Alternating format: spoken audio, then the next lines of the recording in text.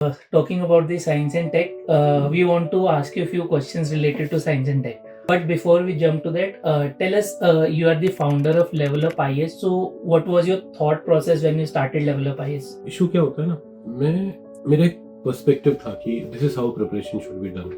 Mains में ऐसे पढ़ना चाहिए, प्रीलिम्स में ऐसे पढ़ना चाहिए, और वो ना मैं बाकी जगह फुलफिल कर नहीं पाया था क्योंकि बहुत सारे रेस्ट्रिक्शंस थे कि 10 लेक्चर में ये खत्म कर दो, 12 लेक्चर में ये खत्म कर दो, और ये प्रॉब्लम क्रिएट करना था। इससे ना तो मैं एज अ टीचर सेटिस्फाइड था, ना एज स्टूडेंट्स बाकी बच्चों की प्रिपरेशन अच्छी हो रही थी। तो जब मैं निखिल सर हम लोग पहली बार मिले and we plan this institution, it was like let us create a system जहाँ पे बच्चा एक बार आए तो ना पूरा सिस्टम इस तरह से डिजाइन हो कि वो सिलेक्शन के लिए पढ़ रहा है, ना कि बस पढ़ने के लिए पढ़ रहा है।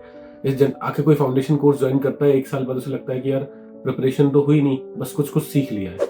हम चाहते थे ना कि एकदम एग्जाम सेंट्रिक हो जाए, ये आइडिया था। Nice, sir.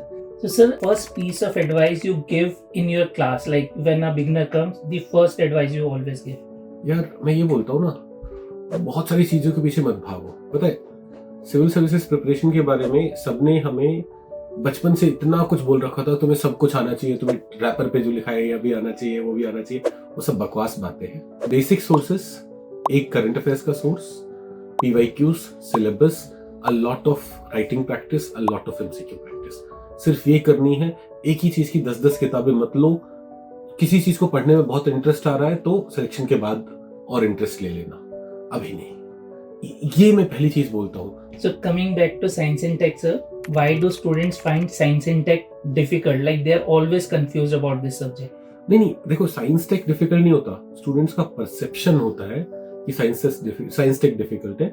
उसका प्राइमरी रीजन होता है स्कूल लेवल पे ना, हमारे इंडिया में साइंस एंड टेक्नोलॉजी को ना बड़े ही थ्योरेटिकल वे में पढ़ाया जाता है। जैसे मुझे याद है मेरे स्कूल में एक बच्चे को खड़ा कर दिया जाता था, वो साइंस की बुक रीड कर रहा है और फिर जो मैम थी वो उसको हिंदी में ट्रांसलेट करके कुछ बता देती थी। तो वहां से ही हमें समझ में नहीं आता और फिर हमारा परसेप्शन हो जाता है कि science tech is a difficult subject. Science tech is the easiest one because there is always why behind everything which is easy to understand.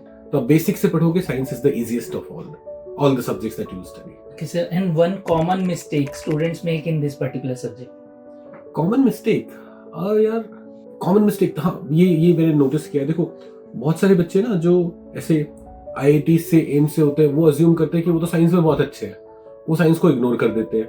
और बहुत सारे बच्चे जो आर्ट्स बैकग्राउंड से, वो सोचते हैं कि साइंस को पढ़ के कुछ मिलेगा नहीं क्योंकि हमें समझ में आएगी नहीं। तो कुछ बच्चे बहुत ओवर कॉन्फिडेंट रहते हैं और कुछ बच्चे अंडर कॉन्फिडेंट रहते हैं।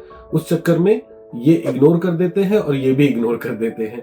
ये मिस्टेक है, ऐसा नहीं है। देखो, आपने पढ़ाई करी होगी एम्स से, बट आपको स्पेस टेक्नोलॉजी नहीं आती, आपको कंप्यूटर IT नहीं आती, या आपका जो भी बैकग्राउंड रहा था, educational background, it does not matter. हम साइंस एंड टेक्नोलॉजी यहाँ ऐसे पढ़ते हैं जैसे इस बच्चे को कुछ नहीं आता, जीरो से पढ़ रहे हैं, and will take you to the most advance level possible. और प्रिपरेशन ऐसे ही करनी चाहिए, मानो कुछ नहीं आता है, जीरो से ऊपर तक जाना है। Okay, and sir, can an average student clear UPSC? बहुत सारे average students clear UPSC examination every year. ये तो ना मिसकंसेप्शन निकाल दो। देखो, हर एग्जाम का अलग एप्टीट्यूड चाहिए होता है, IIT JEE का अलग होता है, CAT का अलग होता है, but when it comes to civil services examination, average student का मेरा मतलब है कि जो बच्चा एकेडमिकली एवरेज रहा है अभी तक, जो एकेडमिकली एवरेज रहा है और अगले 1-2 साल शिद्दत से राइट स्ट्रैटेजी के साथ कंसिस्टेंट एफर्ट करना चाहता है, वो इस एग्जाम को क्लियर कर लेगा। And sir, one last question, are you more of a strict teacher or a chill mentor? यार मुझे लगता है मैं चिल हूं, पर कई बार बच्चे बोल देते हैं कि उन्हें मुझसे डर लगता है। तो अब स्ट्रिक्ट हो या चिल हूं, बच्चे ज्यादा अच्छे से बता पाएंगे, मैं खुद ही कंफ्यूज रहता हूं उस पे। So yes, so like बच्चों को बताना चाहिए whether you are a strict teacher or a chill mentor. In fact, yes, you should ask them.